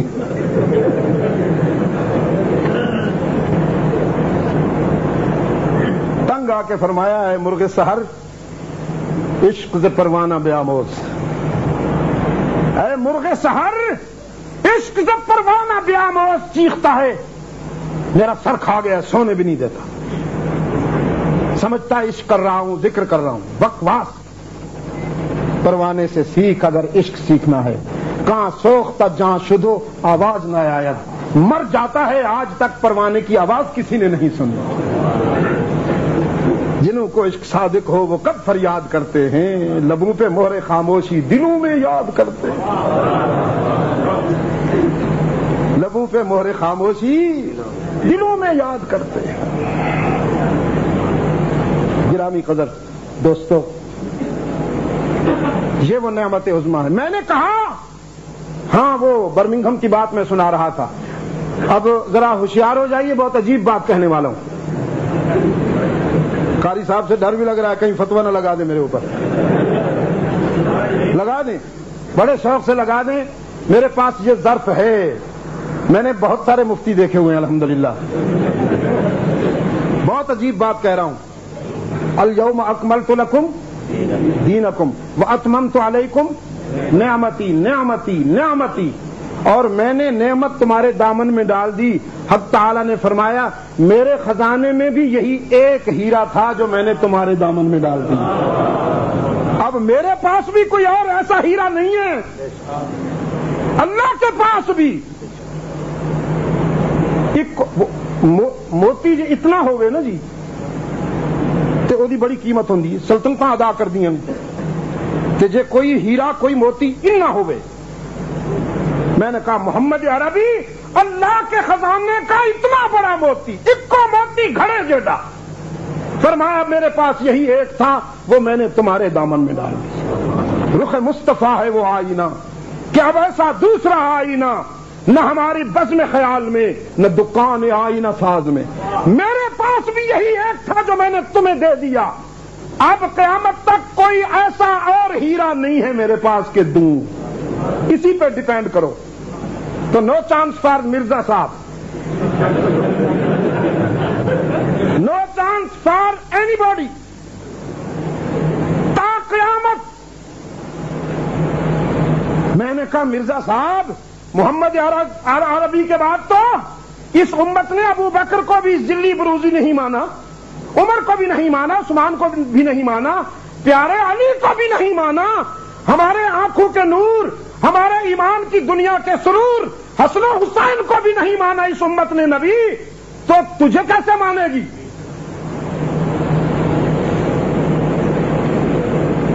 اس لیے مرزائیوں کا اسلام سے کوئی تعلق نہیں، یہ ایک سیاسی پلیٹ فارم ہے جو مغربی سامراج نے بر صغیر میں امت مسلمہ کے سینے پر جس طرح کے مشرق وسطی میں اسرائیل کو بنایا، اسی طرح ایشیا میں بر صغیر کے مسلمانوں پر مرزائیوں کو. پاکستان کی اسمبلی کے فیصلے کے بعد اب یہ پوری دنیا میں اسلام اور پاکستان کے خلاف زہر اگلتے پھرتے ہیں. لیکن انشاءاللہ جیسا کہ میرے عزیز کہہ رہے تھے، جہاں اندھیرے ہوں گے وہاں انشاءاللہ قرآن و سنت کا چراغ جلے گا اور رحمت عالم صلی اللہ علیہ وسلم کی ختم نبوت کی روشنی پہنچے گی. تو بھائی یہ ایک ہی نعمت تھی اللہ کے پاس جو تمہیں دے دی، جس پر اسے بھی ناز ہے. قرآن کہتا ہے وَإِن كَانُوا مِن قَبْلُ لَفِي ضَلَالٍ مُبِينٍ، تم اندھیروں میں تھے، روشنی کے اس مینار نے تمہاری زندگیوں کو پرنور کر دیا. اللہ کے رسول صلی اللہ علیہ وسلم کی خدمت میں ایک پریشان حال مسلمان آیا، آنکھوں میں آنسو تھے. کہنے لگا اللہ کے رسول، زمانہ کفر میں مجھ سے ایک جرم ہوا تھا، اس کا احساس مجھے سونے نہیں دیتا، جینے نہیں دیتا. آپ میرے لیے دعا کریں کہ اللہ میرا وہ جرم معاف فرمائے. رسول اللہ صلی اللہ علیہ وسلم نے فرمایا زمانے کفر میں تو گھبرانے کی کون سی بات ہے؟ زمانے کفر کے سیاہ داغ اسلام کا آب حیات دھو ڈالتا ہے. اب تم مسلمان ہو گئے ہو تو تمہارے ماضی کو نہیں چھیڑا جائے گا. کہتا ہے نہیں اللہ کے رسول، وہ جرم ایسا ہے کہ کوشش کے باوجود میں اسے نہیں بھول پایا ہوں. اللہ کے رسول صلی اللہ علیہ وسلم نے فرمایا تو پھر بتاؤ نا وہ کیا جرم ہے؟ کہنے لگا اللہ کے رسول، میں نے اپنی بیٹی کو زندہ درگور کیا تھا. رحمت عالم صلی اللہ علیہ وسلم نے فرمایا یہ بھی کوئی انوکھی بات نہیں ہے، اسلام سے پہلے یہ ساری قوم تمہاری یہی کام کرتی تھی. کہتا نہیں اللہ کے رسول، وہ 9 مولود بیٹیوں کو دفن کرتے تھے، پیدا ہوتے ہی دفن کر دیتے تھے. میں نے اس وقت اپنی بیٹی کو دفن کیا تھا جب وہ 7 سال کی ہو چکی تھی. ہوا اس طرح کہ میں تجارت کے سفر پہ جا رہا تھا، میرے گھر میں امید تھی.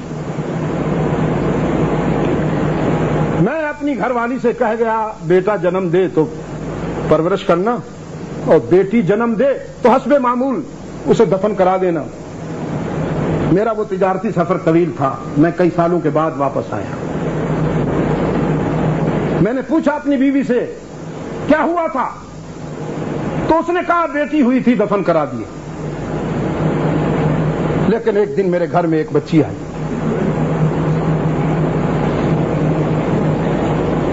میں جب اس بچی کو دیکھتا تھا تو اس کی نگاہیں میرے دل کی گہرائیوں میں اتر رہی تھی. وہ جب بولتی تھی تو میرے احساس میں ارتعاش پیدا ہوتا تھا. اس کی گفتگو شبنم کے ٹھنڈے قطروں کی طرح میرے دل و دماغ اور میرے ضمیر پر ٹھنڈک پہنچا رہے تھے. میں نے اپنی بیوی سے کہا یہ کس خوش نصیب گھرانے کی بچی ہے، وہ والدین کتنے خوش نصیب ہوں گے جنہیں اللہ نے ایسی پیاری بچی عطا کی ہے. بیوی نے سمجھا شاید اس کے اندر کا انسان بیدار ہو گیا ہے، تو ایک دن میں نے بتانا تو ہے، بڑا اچھا موقع ہے. کہنے لگی آپ کی بچی، آپ کے جانے کے بعد اس نے جنم لیا تھا. میری مامتا نے گوارا نہ کیا کہ میں اسے زندہ درگور کرا دوں. اپنی بہن کے گھر میں نے اسے پرورش کے لیے چھوڑ رکھا ہے تیرے خوف سے. تو اگر یہ تجھے بہت اچھی لگی ہے تو پھر اطلاع عرض ہے کہ یہ تیری بیٹی ہے. اب رحمت عالم صلی اللہ علیہ وسلم نے تشویش اور فکر کے لہجے میں پوچھا پھر؟ کہنے لگا بس اللہ کے رسول پھر کیا ہونا تھا. جب مجھے پتا چلا کہ یہ میری بیٹی ہے میں نے اسی وقت فیصلہ کیا کہ آج کا سورج غروب ہونے سے پہلے اس کی زندگی کا سورج غروب کر دوں گا. نظر بچا کے میں نے بیٹی کو اپنی بیوی سے ہٹایا، گڑھا کھودنے کے لیے کدال اٹھائی سخت گرم موسم تھا، میں اپنی بچی کو جنگل میں لے گیا، ایک درخت کے سائے میں بٹھا دیا اور گڑھا کھودنے لگا تو پسینے میں شرابور ہو گیا۔ میری بچی اٹھی اور اپنے دوپٹے کے پلو سے میرا پسینہ پوچھنے لگی۔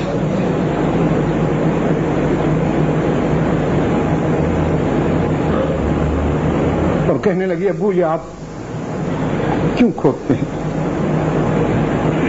کس لیے آپ اتنی محنت کر رہے ہیں؟ کہنے لگا تجھے دفن کرنے کے لیے۔ یہ غیر فطری اور غیر متوقع جواب سن کر بچی کی آنکھیں پھٹ گئیں۔ کہنے لگی آپ مجھے دفن کریں گے؟ میں نے کون سی خطا کی ہے؟ جہالت کا مارا ہوا یہ باپ کہتا ہے بیٹی کی حیثیت سے جنم لینا ہی بہت بڑی خطا ہے، ہم بیٹیوں کو زندہ رہنے کا حق نہیں دیا کرتے۔ اب یہیں اللہ کے رسول صلی اللہ علیہ وسلم کی آنکھیں آنسوں سے بھر آئیں جب اس نے کہا اللہ کے رسول میری بیٹی نے ہاتھ جوڑ لیے، کہنے لگی زندگی بھر کسی چیز کی ڈیمانڈ نہیں کروں گی، تجھ سے کچھ نہیں مانگوں گی، زمانے کی ٹھوکریں کھا کے میں پیٹ بھی بھر لوں گی، لباس بھی پہن لوں گی۔ ابا جان وعدہ کرتی ہوں میری وجہ سے کبھی آپ کو دکھ نہیں پہنچے گا، مجھے زندہ رہنے کا حق دے دیجیے۔ رحمت عالم صلی اللہ علیہ وسلم نے فرمایا پھر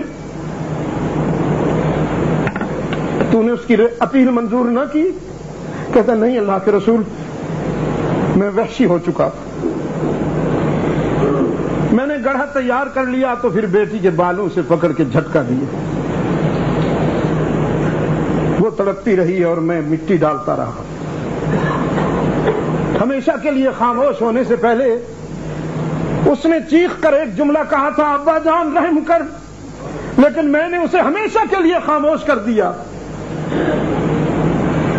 اللہ کے رسول اب میں جب سوتا ہوں تو وہ بیٹی میرے سر پہ آ جاتی، میں تنہا ہوتا ہوں تو وہ بچی میرے سامنے آ کر کھڑی ہو جاتی ہے،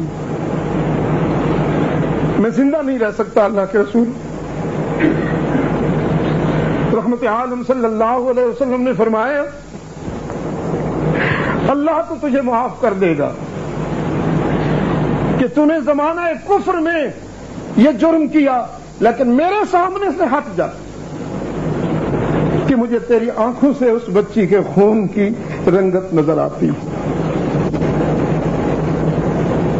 میری مائیں اور بہنیں بھی آئی ہوئی ہیں، میری بیٹیاں بھی آئی ہوئی ہیں، میں ان کے لیے عرض کرتا چلا جاؤں۔ بیٹیوں اور میری پیاری بہنوں، خدا کی قسم تم شکر کے سجدے کر کر کے جبین گھسا دو تب بھی شکر نہیں ادا کر سکو گی۔ محمد عربی نے تم پر اتنا احسان کیا ہے، رحمت عالم صلی اللہ علیہ وسلم نے تم پر اتنا احسان کیا ہے کہ تم اس احسان کا بدلہ نہیں دے سکتی ہو پوری زندگی میں بھی۔ بیٹی کو زندہ رہنے کا حق نہیں دیا تھا زمانے نے، لیکن محمد عربی نے بیٹی کو یہ عزت عطا فرمائی کہ جب بیٹی سامنے آتی تو رحمت عالم احترام میں کھڑے ہو جاتے تھے، اور فرمایا بیٹی نہ سوختنی ہے نہ فروختنی، یہ زندہ درگور کرنے یا آگ میں جلانے یا بازار میں بکنے کی چیز نہیں ہے، بیٹی اللہ کی رحمت۔ عورت کی زندگی کے 4 مرحلے ہوتے ہیں، عورت بیٹی ہوتی ہے، بہن ہوتی ہے، بیوی ہوتی ہے، ماں ہوتی ہے، ڈانسر نہیں ہوتی، اور جب ڈانسر ہوتی ہے تو پھر عورت نہیں رہتی، پھر بس بدبو اور غلاظت کی بوری رہ جاتی ہے۔ عورت بیٹی ہوتی ہے، بہن ہوتی ہے، بیوی ہوتی ہے اور ماں ہوتی ہے۔ اب سنیے، دنیا کا کوئی نظریہ عورت کے دامن میں یہ عزت نہیں ڈال سکتا جو محمد عربی کے تصور نے ڈالی ہے۔ رحمت عالم نے فرمایا عورت جب بیٹی ہوتی ہے تو اس کے سر پہ عفت کا دوپٹہ ہوتا ہے، جب یہ بہن ہوتی ہے تو اس کے سینے میں، اس کے دل میں عظمت کا اور رفعت کا احساس ہوتا ہے، جب یہ بیوی بنتی ہے تو اس کے جذبات میں وفا کی بلندیاں ہوتی ہیں، اور جب یہ ماں بنتی ہے تو اس کے قدموں میں جنت ہوتی ہے۔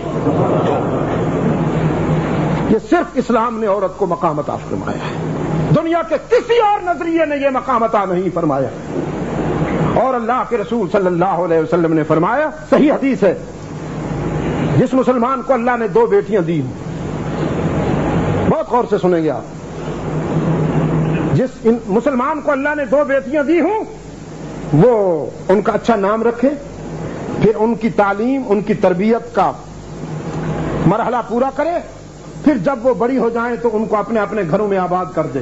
رحمت عالم نے فرمایا جس مسلمان نے اپنی 2 بیٹیوں کے ساتھ یہ احسان کا سلوک کیا ہو اسے بتا دو قیامت کے دن وہ میرے اتنا قریب ہوگا جتنی یہ 2 انگلیاں ایک دوسرے کے قریب ہیں۔ کیجئے، مطالعہ کیجئے، دنیا کی تاریخ آپ کے سامنے ہے۔ میرا کلیم ہے، میرا یہ دعویٰ ہے کہ کسی نظریے نے عورت کو وہ مقام عطا نہیں فرمایا جو اسلام دیتا ہے۔ ہاں بس اسلام عورت کو چراغ خانہ دیکھنا چاہتا ہے، شمع محفل نہیں۔ اسلام کہتا ہے کہ عورت کا فیلڈ گھر ہے۔ کیا یہ کم اعزاز ہے؟ محنت باپ کرتا ہے، مزدوری باپ کرتا ہے، فیکٹری میں پسینہ اس کا بہتا ہے، راتوں کو جاگ جاگ کر یہ رزق کماتا ہے، اور جنت ماں کے قدموں میں ہے۔ تو میری پیاری بیٹیوں اور میری عزیز بہنوں اور میری گرامی قدر ماؤں، میں آپ سے خاص طور پر آج کی ملاقات کے حوالے سے درخواست کرتا ہوں، یورپ میں ہر جگہ جہاں بھی جاتا ہوں میں اپنی بہنوں بیٹیوں ماؤں سے یہ درخواست کرتا ہوں، آپ خدارا اس قوم میں اس طرح زندگی گزاریے کہ آپ کو دیکھ کر جو مسلمان نہیں ہیں ان کے دل میں اسلام کی عزت پیدا ہو جائے۔ ہمارے گردیزی صاحب آئے ہیں کہ نہیں؟ جی چپکے سے بیٹھے۔ میں گردیزی صاحب کو بعد میں سفیر مانوں گا اپنے ملک کا، آپ کو پہلے میں سفیر کرتا ہوں اپنے ملک کے۔ آپ جتنے سفیر ہیں، کیونکہ آپ کی جو کامن لائف ہے اس میں جو آپ کا رول ہے وہ اتنا ایکٹیو ہے کہ کسی ایک فرد کے بس کی بات نہیں ہے کہ وہ آپ کے اجتماعی رول کا مقابلہ کر سکے۔ آپ اپنے ملک کے سفیر ہیں، آپ اپنے مذہب کی پہچان ہیں، آپ اپنے محمد کی شان ہیں۔ خدا کی قسم اگر آپ برے ہوں گے تو آپ کے آقا کو تانا ملے گا، آپ کے دین کو تانا ملے گا۔ دہلی کی جامع مسجد کے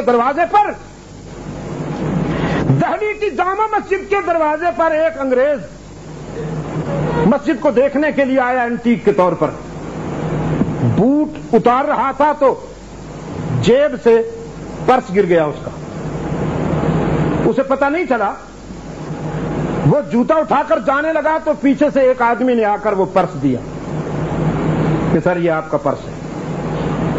وہ بڑا ممنون ہوا، بھائی اس میں تو میرا ٹکٹ ہے، میرا پاسپورٹ ہے، ڈالر بھی ہے۔ کہنے لگا تم بڑے شریف آدمی ہو بھائی، بہت شکریہ۔ اس نے کہا میں شریف آدمی ہوں یہ مت پوچھیے، میں تو چور ہوں، پاکٹ مار ہوں، بس یہ اپنی چیز لے جاؤ۔ اب وہ گورا کھڑا ہو گیا، سینسٹیو تو بہت ہوتے ہیں نا جی۔ کہنے لگا چور ہو تو پھر پرس مجھے دیتے کیوں ہو؟ یہ تو تجھے نہیں دینا چاہیے تھا مجھے۔ اس نے کہا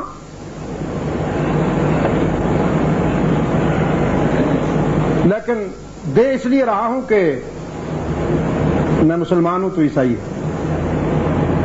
دیکھتے نہیں ہو مسجد کے دروازے پہ کھڑا ہوں، چرچ کے دروازے پہ نہیں کھڑا، اپنی برادری کی خدمت کے لیے۔ اگر کسی مسلمان کا ہوتا تو واپس نہ کرتا۔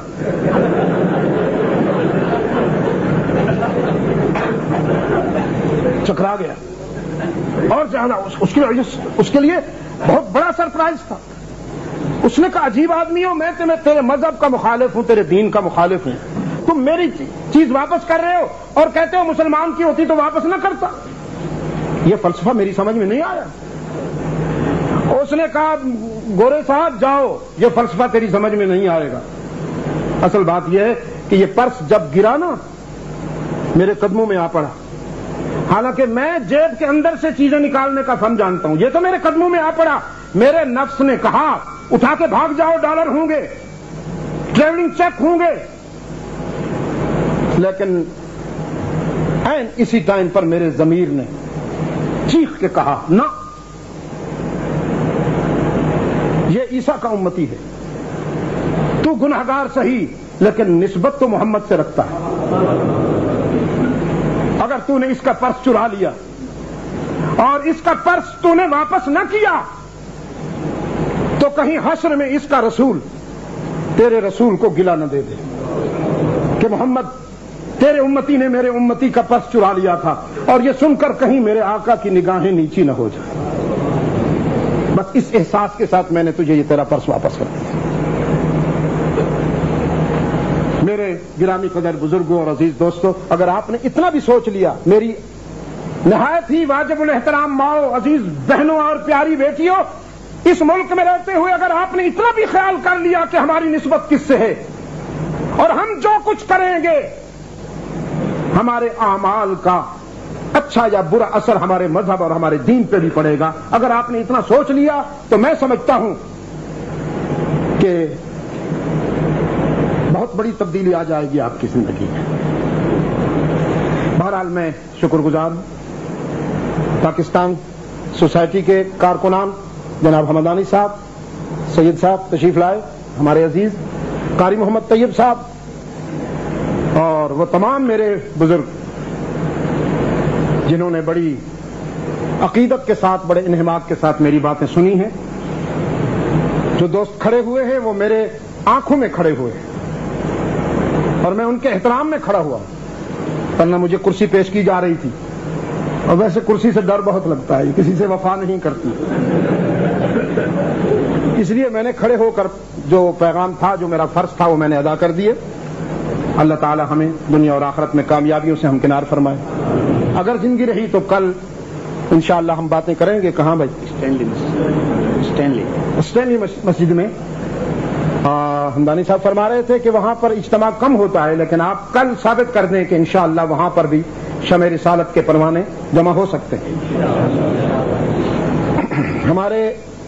ہم جب دعا کریں گے تو امت مسلمہ کے تمام پہلو ہمارے سامنے ہوں گے.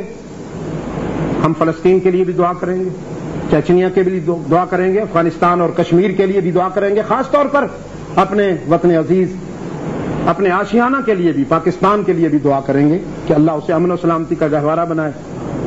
تو ہم بیماروں کی شفا کے لیے بھی دعا کریں گے جو اس دنیا سے چلے گئے ہیں, ان کی مغفرت کے لیے بھی دعا کریں گے. اس دعا میں ہمارے نہایت ہی محترم حاجی غلام حسین صاحب جو تعلق کی بنیاد پر صرف ان جلسوں میں شرکت کے لیے چلے آئے, پہلے وہ آئے لیکن شاید چند ہی لمحے یہاں رہ کر واپس چلے گئے کہ میں جدھر بھی جاتا ہوں زاہد حسین مجھے یاد آتا ہے. تو ہانگ کانگ میں زیادہ دیر اس لیے نہیں رہ سکا. اب میں انگلینڈ میں تھا تو فون پر رابطہ ہوا, کہنے لگے میں آؤں گا, اس لیے کہ زاہد کی تمنا تھی کہ شاہ صاحب یہاں آئیں, ہماری بھی خواہش تھی. وہ تشریف لے آئے ہیں, اللہ ان کو جزائے خیر عطا فرمائے, اور ان کے بیٹے کو اللہ تعالیٰ خوب اپنے جوار رحمت میں درجات عطا فرمائے, جنہوں نے بیت اللہ میں طلب کے جان دی. میں نے اس دن ان کے گاؤں میں وہاں تعزیتی اجلاس میں جانے کا اتفاق ہوا تھا وہیں, تو میں نے کہا کہ مجھے تو زاہد کے انجام سے یوں لگتا ہے جیسے شمع پہ پروانہ گر جاتا ہے. بیت اللہ کے انوار اور تجلیات کو دیکھ کر وہ اتنا بے خود ہوا, اتنا محو ہوا کہ شاید اسے اونچ نیچ کا بھی پتہ نہ چلا, اور وہ گرا وہیں تڑپ کر جان دے دی اس نے. حضور صلی اللہ علیہ وسلم نے فرمایا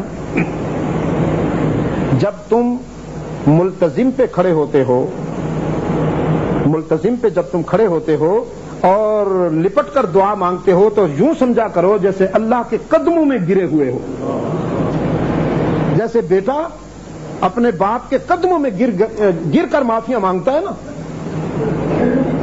گڑ گڑا کر معافی. عجیب کیفیت ہوتی ہے وہاں.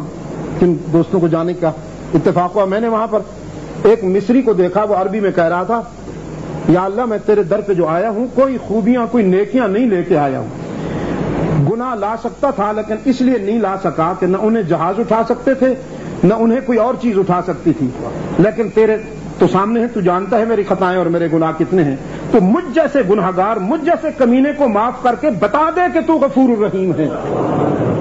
اچھی انداز ہوتا ہے، ہر شخص کا اپنا اپنا انداز ہوتا ہے.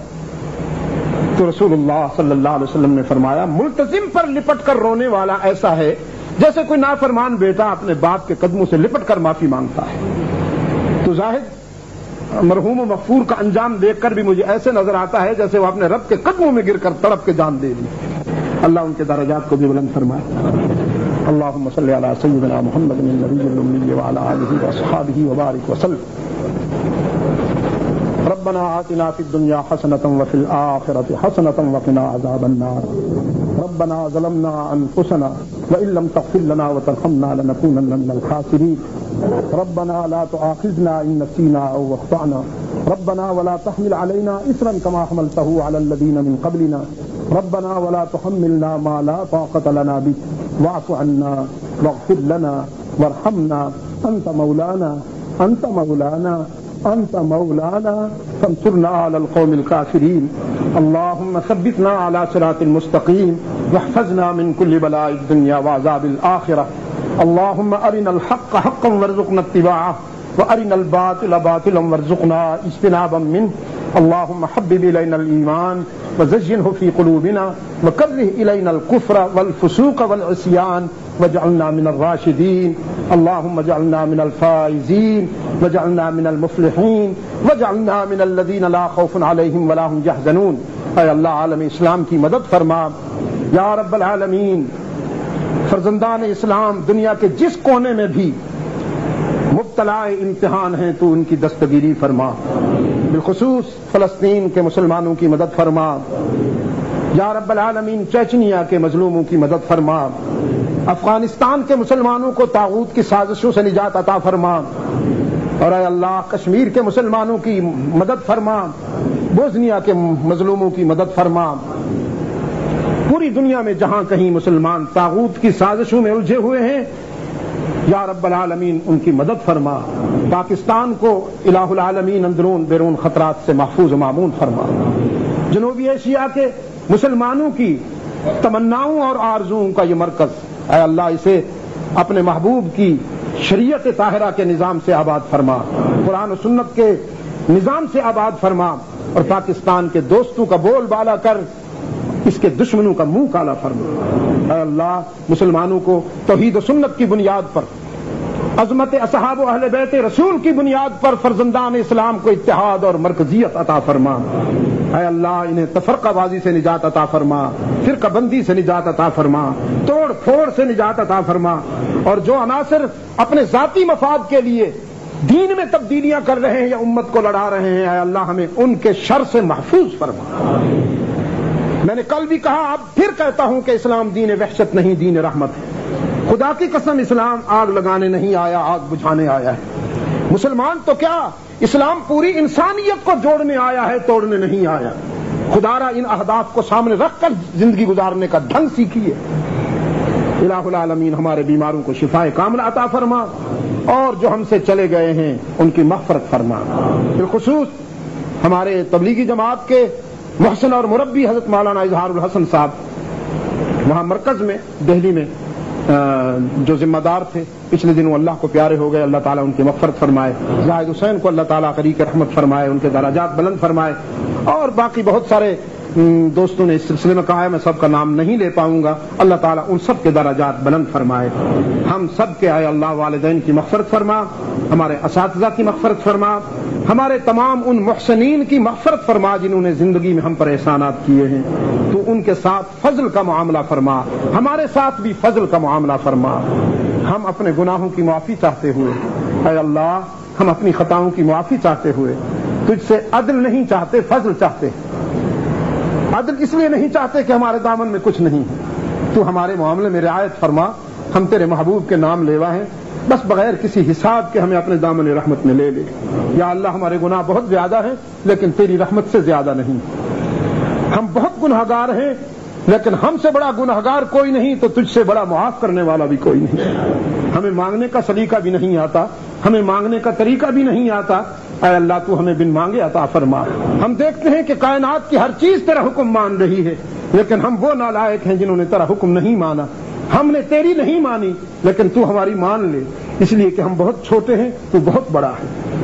یا رب العالمین ہماری خطاؤں کو معاف فرما، ہمیں اور ہماری اولادوں کو دنیا کے ہر فتنے سے محفوظ و معمون فرما، اور دنیا اور آخرت کی ذلت و ہلاکت سے محفوظ فرما. اس مرکز کی آبادی کے لیے بھی دعا کرتا ہوں. آپ تمام مسلمانوں کے اتحاد اور مرکزیت کی دعا کرتا ہوں. ایسوسی ایشن میں کام کرنے والے میرے تمام بھائی جو اللہ کی مخلوق کی خدمت کر رہے ہیں، اللہ انہیں بھی جزائے خیر عطا فرمائے. ان کے بھی ربط اور اتحاد کی دعا کرتا ہوں. وصلی اللہ تعالی علی خیر خلقہ محمد وبارک وسلم.